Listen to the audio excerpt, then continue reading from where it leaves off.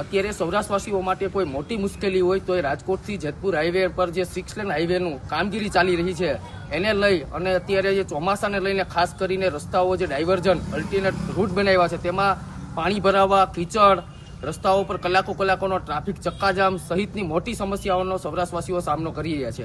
આ રોડ અતિ વ્યસ્ત છે અને દરરોજ લાખો લોકો સૌરાષ્ટ્રને અવરજવર કરવાનો મુખ્ય માર્ગ કહી શકાય। તે માર્ગ ઉપર ખરેખર ખૂબ જ લાખો લોકો અવરજવર કરે છે, ત્યારે જે નેશનલ હાઈવે ઓથોરિટી અને જે કામ કરતી એજન્સી છે તેમણે માત્ર સિંગલ લેનનો ડાયવર્ઝન રૂટ બનાવ્યો છે। એટલે ક્યાંક ને ક્યાંક દરરોજની ઔદ્યોગિક ક્ષેત્રમાં પ્રવાસન વિભાગથી માંડી અને સામાન્ય વાહન ચાલકો માટે કલાકોની ટ્રાફિક ચક્કાજામની સમસ્યાઓ અમારી પાસે રજૂઆતો આવી છે। ખાસ કરીને જે દર્દીઓ સૌરાષ્ટ્રનું કેપિટલ એ રાજકોટ છે અને રાજકોટની અંદર જે નામચીન અનેક મલ્ટી સ્પેશિયાલિટી હોસ્પિટલોની અંદર જે સૌરાષ્ટ્રના અલગ અલગ છેવાડાના જિલ્લાઓમાંથી જે દર્દીઓ આવે એ એમ્બ્યુલન્સમાં આવતા સમયે અહીંયા કલાકો સુધી એમ્બ્યુલન્સો ફસાઈ જાય છે। જે દર્દી માટે એક સેકન્ડ ખૂબ જ મહત્વની હોય, એ લોકોને કલાકોના આ એમ્બ્યુલન્સની અંદર ટ્રાફિક ચક્કાજામથી ફસાવાને લીધે દર્દીઓના જીવે જોખમમાં મુકાય છે।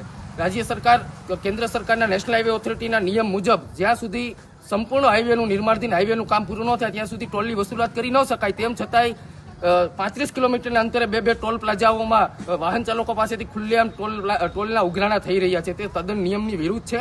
અનેક ગ્રામજનોના સરપંચોએ અમારો સંપર્ક કર્યો છે અને સૌરાષ્ટ્રવાસીઓના અલગ અલગ જાગૃત લોકોએ અમારો સંપર્ક કર્યો છે કે રાજકોટની અંદર નેશનલ હાઈવે ઓથોરિટીની ઓફિસ છે, આ જે સંબંધિત વિભાગ છે રાજકોટ કલેક્ટરની અંડરમાં આવે, તો ત્યારે આ લઈ અને કોંગ્રેસ દ્વારા જનહિત એક આંદોલન કરવામાં આવ્યું છે। જનહિત હાઈવે હક આંદોલન આજથી અમે શરૂઆત કરીએ, જેના અમે હેલ્પલાઇન નંબરે શરૂઆત કરી છે। જે અસરગ્રસ્ત ગામોના સરપંચો, અસરગ્રસ્ત જિલ્લાઓના આગેવાનો અમને આ બાબતે ફોટા, વિડીયો અને જે સમસ્યાઓ છે તે અમારા સુધી પહોંચાડશે, તો આવતા અઠવાડિયેથી અમે રચનાત્મક રીતે અલગ અલગ મુદ્દાઓને ધ્યાનમાં લઈ કલેક્ટર, નેશનલ હાઈવે ઓથોરિટી અને જિલ્લા પોલીસ વડાને આ બાબતે ધ્યાન દોરીશું। જરૂર પડે તો કલેક્ટર ઓફિસનો ઘેરાવે કરીશું અને જરૂર પડે તો નેશનલ હાઈવે ઓથોરિટીનો ઓફિસનો ઘેરાવે કરીશું।